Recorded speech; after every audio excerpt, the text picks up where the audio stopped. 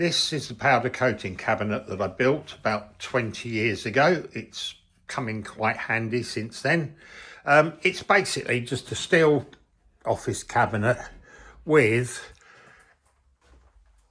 infrared heaters. Now these are the old cooking ones you used to be able to get. I don't know if you can anymore. They were quite cheap at the time, only about £12 each. I've got 5 of them, 3 at the top, 1 down that side, 1 that side, and they heat up really quick.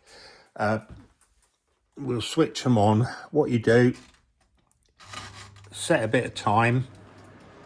I've got the heat previously set, turn them on. Why is this one not working? Maybe it's that one. No, that should be working. Oh, I haven't plugged it in. Oh, where's the plug? Should be one more plug somewhere. Ah, that one. Right. So we'll put that one in there. And then that one should work as well. That's it.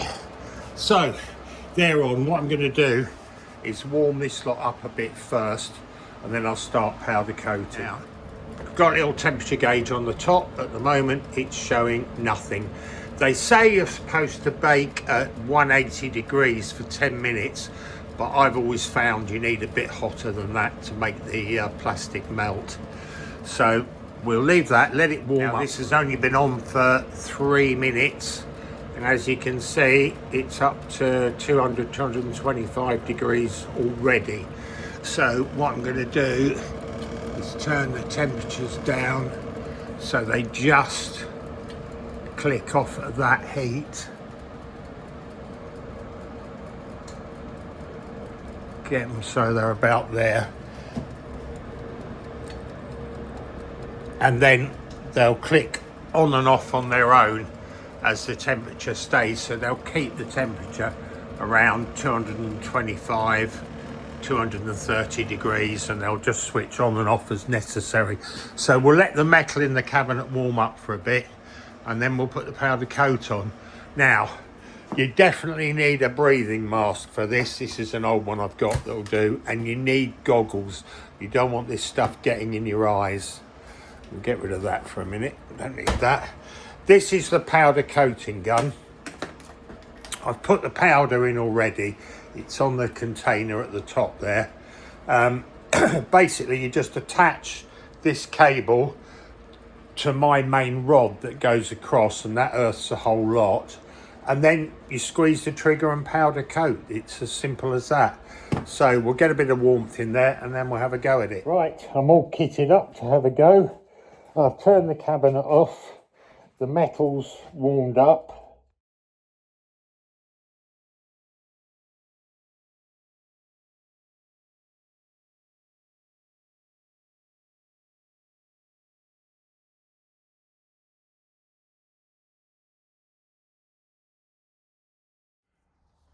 Right, that's it all coated. We'll leave it just for a few minutes for the fumes to die down out of the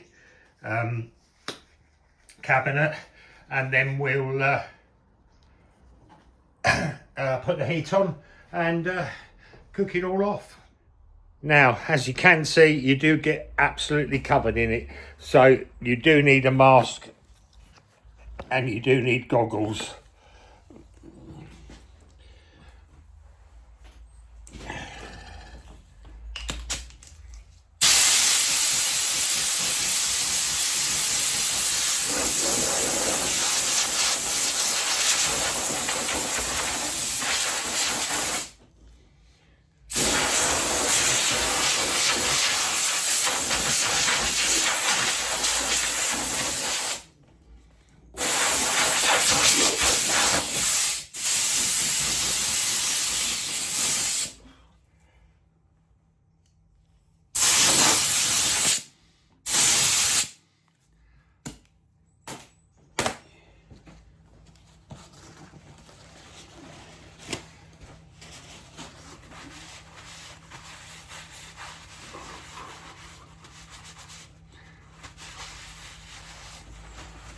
Okay, so the fumes have cleared. So now we're going to dial up about 20 minutes on my heaters. These are halogen, not infrared. Don't know what I was talking about earlier. So we'll stick them on. We'll shut the doors. And we're back down to, lost our temperature now, so we'll see how warm it gets. Okay, literally 2 minutes in and we've got 230 degrees already. So I'll just set them again to just cut off at that temperature.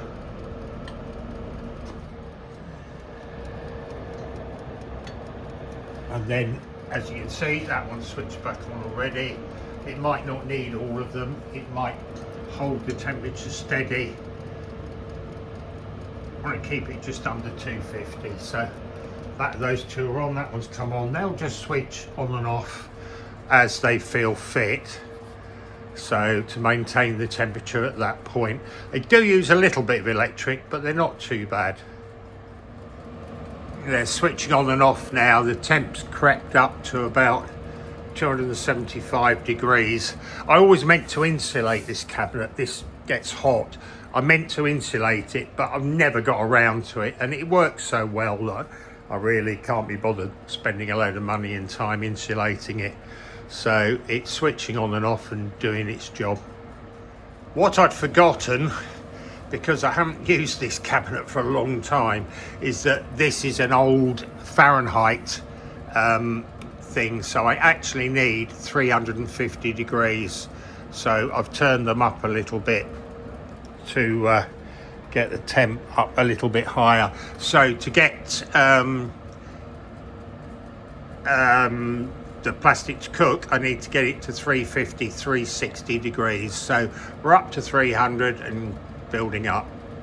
Right, we've reached the magical 350 degrees. So give it 10 minutes and then they'll be cooked off. Right, had our 10 minutes. So I'm going to turn these off.